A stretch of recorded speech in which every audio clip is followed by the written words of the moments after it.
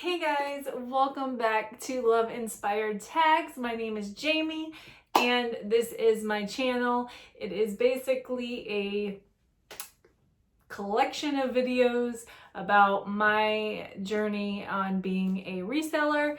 That is basically what I'm going for. So today I thought I would throw together some things that I've learned as a newbie reseller. Right? I know, I haven't been doing this for that long, so it's kind of hard to do a tip video when people are like, well, you just started 2 months ago, Jamie, so what are we doing here? But that is why I'm titling it Things I've Learned since becoming a reseller, and also it is an accumulation of my history of everything. I've basically been an entrepreneur and I've been in retail. So I feel like I am in my element as a reseller. There's always something to learn no matter what you do every single day, no matter how long you've done something, you can always learn something. So this is my 2 months into seriously being a reseller tips or things I learned, okay? I have made a list, so it's not something that I'm pulling from my head right now. It's just something that I sat down and thought out. A lot of these are probably just repetitive things because there's only so many tips really out there, like bits of advice. But hopefully, maybe I have some different things or a different spin on something that you can learn from if you haven't watched a gazillion tip videos on how to be a reseller or how to sell on Poshmark or anything like that. So here is number one. Are you guys ready? This one is such a cliche one. Not checking comps, okay? Not checking comps. Now this is a big one. This is a big one. I know how to check comps and checking comps properly. When you check for comps, are you checking the solds, right? Because you want to know what people are actually paying and not what people are actually listing the items for. So when you check your comps, you want to make sure you're checking those solds. For Poshmark, I feel like a lot of people lowball things. They let their stuff go for small amounts. So what I like to do, and then also, and I'm pretty sure I'm going to be dabbing into other things that I put. This is not thought out. This is just me. Basically, what is that word that I am looking for? Improvising. I am improvising here. Okay. So while I do have notes, I'm going to be improvising a little bit. So please forgive me if I'm all over the place. What I like to do for Poshmark is I like to check what something has sold for, but as well as what people are listing it for. And then I kind of figure out my price there. So number 2, pricing too low. As a newbie, I know when I first started, when I got on Poshmark, I would look at the comps and I would put what things would sell for, right? And that's a bad plan because people want to make you offers, and then you gotta, because I get my stuff, the majority of it at the outlet. So while I don't pay much, I would kind of like to get what it's worth, and make it worth my time. So I would put it at that, and then I've really quickly learned that people like to make offers. So now I up it. I up the price. And if it sells for that, perfect. Like, I'm so happy. Like, that is wonderful. I'm not ridiculously overpricing. I mean, maybe some items that I really, really love. We all have those. And if they sell at that specific high price, then yeah, but seriously, pricing too low, please make sure that you're not doing too low and then selling yourself short, because this is your gas money if you're going to thrift.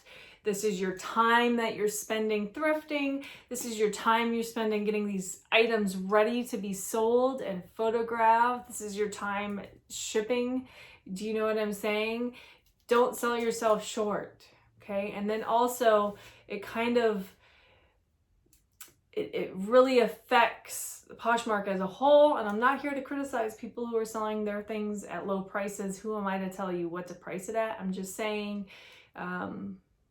you know what you're like, know your worth. Know, if you want to get rid of that item for $5, then good on you. I mean, but know that you could get more. Know that you could possibly get more, and be okay with that. I mean, it might sit longer, right? But so number 3, grabbing any recognizable brands and putting in your cart, not checking comps. I'm guilty of it. Like, I'm like, okay, this is good. I mean, I know Massimo, right? Boop.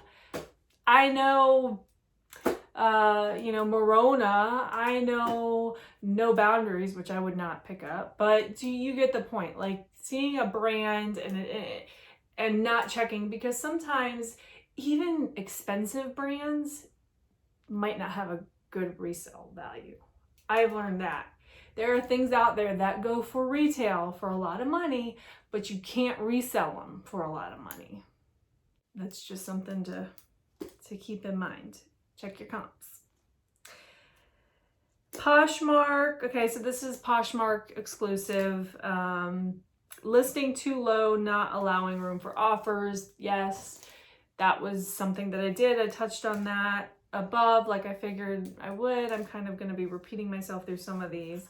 Let's see, what are we? 1, 2, 3, 4, 5. Poshmark not selling enough. Guys, I see so many posts on these groups, these Poshmark groups on Facebook, and they're like, why am I not selling anything? Like, I get no activity. And then everyone's like, well, share your closet. Share your closet. Let us see what it looks like and give you some pointers. So the person's like, okay, here's my closet. And you click on the closet and they've got like 2 shares. I'm being dramatic, but you get the point. And it's like, why aren't you sharing? Let me tell you, I'm marking my spot. So I get so many follows and shares when I share. I'm pretty sure I've gotten sales from sharing. And you need to share. Like, it helps your people around you. It helps you. It gets you exposure because you're sharing theirs. They're going to come and share yours to their followers, right? And then one of their followers could see it and come buy from you. Or somebody in your followers could buy from you. I mean, you're getting exposure. You're not getting bumped to the top of the category because only you have to share your stuff for it to be bumped up, right? But that doesn't matter. You still got to share because it still gets you exposure, and you get people who follow you, and I don't care what anybody says. Maybe followers don't equate to sales, but I think, and you know, I mean, I had a lot of sales when I had less followers than I did now. I mean, I got a lot of sales, so I don't know that it equates, right? But it can't hurt. It certainly cannot hurt you. So definitely do your sharing, and share your closet first, but do community shares. And I will tell you, I do my community shares when they have the parties, and I will sit there and I will share 1,000. That's a lot. I know it really is a lot, but 1,000 a day I try to aim for. I don't do it every day, and I don't do it every party. I do it once a day, during one party, and I do 1,000 shares from that party, and watch all your notifications go up. Like, people will be sharing your stuff and following you like a madhouse. And also, if you have kids, it's a great job for them if they can understand how to do the shares and stuff. So I have a 9 and a 14-year-old, and both of them know how to do it. So they can share for me, and I pay them. I mean, I give them a little bit of an allowance. So if you got some helpers around your house, mine's 9. I don't know if anybody has younger kids that know how to do it, but I can guarantee you your 9-year-old might know how to share. I mean, these kids are more tech savvy than we are. So yes, do your shares. Share your closet, of course, but also try to shoot for sharing other people's stuff. It will help you. Not listing every day. This is very important. Please list every day. Even if you don't have anything new to list, relist, which means copy one of your older listings, take the photos and all the verbatim, and you bring it all on over to a new listing template and delete it and repost. That's how you relist. And I mean, I would probably do at least 3 relists a day if you don't have any inventory. Now, if you have inventory, what are you waiting on? Do your listing, right? Just list at least one. There's got to be something simple that if you're not feeling it one day, that you can take that one and you can post it, or you can create one day. I have a hard time with this. So people say create drafts. Okay. I suck at creating drafts because if I'm putting in the work that day, I want it to post. Do you know what I'm saying? Like, I don't want to just save it so I can post it tomorrow. I don't like doing that. So I'm really terrible at that. I'm better at posting at least one thing, taking the easiest thing and posting it. And that'll help you because it shows up in the just-in, area of Poshmark. So definitely want to do some of that. I've heard the best times to really list things are in the evening, and that doesn't work for me. I'm really good at listing in the mornings. So my suggestion is just do what works for you. Okay, so here's another one is being impatient. I know you want your items to sell. I want my items to sell. I suck at all of these, not sitting here trying to tell you how to run your business. I'm telling me, I'm speaking to myself too. So you want to be patient. You do all that work, you put it up, and I don't know if anybody's like me, but you list something and you kind of like, now on Poshmark, you can't see how many views you get, which is kind of a bummer. I really like that about Facebook. So when I list things on Facebook, I can go back and I can see if I have any watchers and I can see how many views I have. And I really like that kind of data. But on Poshmark, you can't do that. So you have to wait, so I go and if somebody's, it says, so-and-so shared, I always like to see, are they sharing my new stuff? I'm very impatient, but you got to be patient because if you're impatient, you're going to let things go it's just not going to be worth your time. Do you know what I mean? You have to be patient, and it builds. Like, you go out and you buy things and you just work on your closet and you just keep building and you keep building, and then you'll eventually get your sales, right? A lot of people, they post like 50 items and they're like, well, I haven't sold anything. And technically, yeah, that would be great if you could become rich just by posting 50 items, but let's be realistic. It's hard, okay? It's hard. I mean, unless you're really, really good and you have access to really, really good items that people want, chances are 50 items just isn't going to cut it. You're going to have to be consistent and post every single day with your new stuff. And eventually, this is for me, it's going to pick up. It has to, right?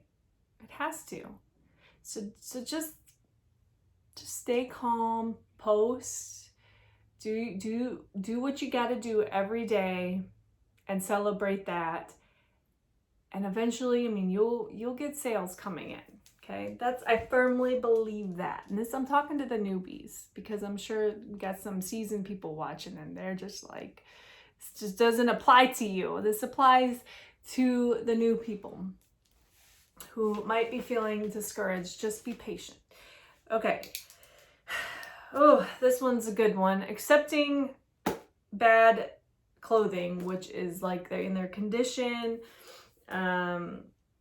condition-wise, so knowing what brands, and then also knowing what brands to pick up in just acceptable condition, right? Because there are some really great brands like Gucci and Prada, right? People will buy it a little bit roughed up, okay? But if you find that Betsy Johnson dress and it has some self tanner on it, like right about here, right? Just let it go. Just let it go. Don't even buy it, okay? Learn from me. Just because you love Betsy Johnson and you think somebody's gonna want it, nobody's gonna want it. That's what I really think. It's in my closet if you want it. So that's a really big one for me. You gotta be careful. Be very, very picky. Be very, very picky. Because otherwise, let me tell you something. It's just gonna end up at the bins. It's just gonna end up back at Goodwill because you're just gonna donate it again because it's not gonna sell. Unless it's a really good brand that people don't mind it if it's a little bit roughed up, right? You gotta know that. And I don't expect any newbie to know that.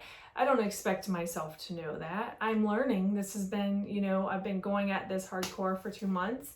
And this is something that I'm really honing in on. And like, Jamie, you can't buy this stuff. Like if it has this stain, even if it's a tiny little pole, don't even do it because you're not going to want to list it. You're not going to be excited about it. And you're just going to give it back to Goodwill. Truth. That's me. I don't know if it's you, but it is definitely me. So accepting bad clothing, just don't do it. Be very picky. Be very picky. I will say also in the beginning, you're so desperate for inventory that you will accept stuff like that. I mean, it's inevitable. You're going to do it. But you're going to learn. You're going to learn. It's just not worth it. Moving on. So leaving out appropriate measurements creates more work. Potentially. Okay. It does. Potentially. Not all of my listings have measurements in it. Like my boutique items, I tend to just say, small is 4 to 6 and, medium 8, 10, that kind of thing. But the clothes that I get to resell, I do make it a point to measure because I do not keep my inventory at my house. So if somebody were to come and say, what is this? What is the chest measurement or the sleeve measurement, right? I don't want to have to go to my place where my inventory is and then pull it out and do it. And even if I had my inventory at my house, I wouldn't even want to do it. So your best thing to do, really and honestly and truly, is just to add the measurements. Because a lot of people, they do get frustrated when they see something they love and there's no measurements. I mean, clothes, they just vary. Like there's all different sizes, and especially in women's, one size is not like the next. It's the two smalls here, but this one is so tiny and this one is oversized, right? So it's very, very helpful to your customer and to you to provide those measurements when you have that item in front of you. Definitely do that. I know it's like I used to be very intimidated by it, but once you get going at leaving measurements, you'll be good to go. It'll be fine. Okay, so the next one is declining offers versus countering or letting it ride. I have learned that you don't want to decline offers. I'm not really sure why yet. I guess it's just, is it bad for your algorithm? I know it's a turnoff for the customer. So that is something that I've learned. So I do counter. I have declined before because if somebody gives me a really low offer, or maybe if I just listed the item, but I don't do that. I just let it ride now if I don't want to counter at that moment, or if it's just I go back and forth and then their final is just not something that I'll accept, then I just will let it run out of time. I mean, I did have one item that I absolutely loved, and I just let it go recently to a buyer who was very adamant about wanting it, but wanting it at a certain price. And it must have been like weeks You know, they would send me this offer and we went back and forth, and then I ended with this price and they ended with this price, and there was no in between. I finally, then I sent out another offer on it, one of the deal days, and they came back, offered me again. I let it run out because I wasn't willing to take it at the time. And then third time's a charm, I guess, because I once again sent out another, and they once again tried to make me that same offer, and I sat on it for about, 20 hours, and I finally accepted it. And I thought, you know what, this guy's persistent, I'm just gonna give it to him. So I did get a sale out of it, right? And nobody else was interested. I had it cross-posted on eBay and I had no watchers. So even though I loved it so much, I had a feeling I should just take the offer, and I did. Overthinking setup for photography, okay? Now this is for the newbies. I know, we all want great setups for our photography, but I'm telling you right now, the more simple, the better. White background, item. That's all you really need. And you can get the trifold boards for $10 at Walmart. You can paint your wall white like I just did. We're in the, I'm in my room for what used to be my boutique, but now I'm redoing it, and it used to be a seafoam green color, but we're painting over it white. So, in front of a white wall, that's really good. You don't really even need a mannequin or a form. Yes, it makes things easier so that your customers can see what the item looks like, but it's not like mandatory. And my advice, if you're on a budget, I would use the trifold board and a natural light, like a window, and I would sit in front of that and take pictures until you have enough to go and buy a mannequin or a form. And I would look on eBay. I mean, yeah, you could look on eBay, but I would look on Craigslist and Marketplace and see if you can't get some good deals on mannequins and forms. I just closed down my brick and mortar, and I sold 4 dress forms for a really good price, and somebody came and scooped them all up. So you never know what you can find on Facebook Marketplace. So simple photography setups, it's fine. Like, don't overthink it. And of course you can use your phone for a camera, right? All right, so listing the flawed items out of display. Okay, so that goes back to buying the rough condition items, like just listing them. And trust me, I'm guilty of this. I don't know, this might be like a personal thing. It might be because I'm nitpicky. You might not be nitpicky, but I feel like you want the best quality items to send to your customers because that'll make them happy, right? You don't want to send them, even if you do price it to sell, right? And you have this Betsy Johnson dress with, and they give you $5 for it, which is not even worth your time, by the way. And you send it to them, and now they gotta try to figure out maybe how to get rid of that suntan, like the tanning stain on the dress. I don't want to, that doesn't make me feel good, and I want to make people feel good. So listing the flawed items out of desperation, it works for a newbie, but I think that's something definitely people will grow out of as they get further into their resell career, or whatever you want to call it. I think that once you have I have right now 450 plus items, I can now be picky because I have a ton of items, in my opinion.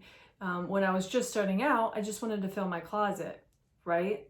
Once you get, I think, to a point where you have so much stuff, that is when you really become picky about it. And or you can start out and do it the right way and just not get the crap stuff, right? Okay, so maybe not everybody does it. Maybe it's just me. I don't know. So overall, I said it's a learning journey, and this is normal. Like, I feel like all of the stuff that I went over, I feel like a lot of newbies make that mistake. And so if you're just starting out and you haven't even really tried, hopefully maybe you can learn from my video and learn from what I have done, and you can maybe simplify your life with my tips a little bit. I'm going to be honest with you, it is very overwhelming when you first go into the world of reselling, because especially if you're doing like anything really, but clothes, for example, there are so many different brands that, okay, you know the ones you're familiar with, but do you know how much they resell for, right? So that's all this stuff that you have to look up on top of figuring out and finding new brands and how much are they going for. So it's very easy to just get caught up and take the easy route, and if you have an outlet near you, just kind of grab anything that looks decent and with brands that you recognize, and decent things with brands that you don't recognize, and look them over, make sure there's no flaws, and then buy them and go home, and then look at the comps. Guilty, okay? And I'm sure a lot of people do it because the outlet is very cheap, but I can't imagine doing that at the actual regular stores where you do pay a little bit more. So I think for somebody that doesn't have access to the outlet, maybe your journey will be different. Like maybe you won't be as desperate, but maybe you will. I don't know. Share below what your experience is with that. I would love to know if you kind of had that desperation bug and wanted to just pick up something even though you knew that it was a little bit in rough condition, but you thought maybe you could sell it anyways. And because I'm really guilty about that. That is the one point I'm really sticking to, because I think that even though I'm becoming more pickier, I think that I'm still going to be guilty of that until I really get an idea of what brands I want to sell, what brands are good, and what brands are just, you just want to leave behind. So yeah, so that's all. That is my tips. I don't know how many there were. Those are my 12 tips for, well, I keep saying tips, but actually those are 12 things that newbies do, right, when they start out. And if you're doing these things, don't stress. It's normal. This is how you're learning. I wouldn't worry too much about it, but maybe just think about these things that I pointed out, and maybe they can help you do better than I did starting out. And yeah, so 2 months in, there's my video on things newbies do, Poshmark newbies, and I don't know, maybe in 6 months, at my 6-month mark, my tips will be different. I hope so, because I need to learn more about this journey, right? Thank you guys so much for watching. If you liked my video, please hit that like button, and if you have not already subscribed, you can subscribe by hitting the red subscribe button below. I appreciate you listening to me rant about my mistakes today, and hopefully you can learn something from them. I will see you next time. Have a great day. Bye.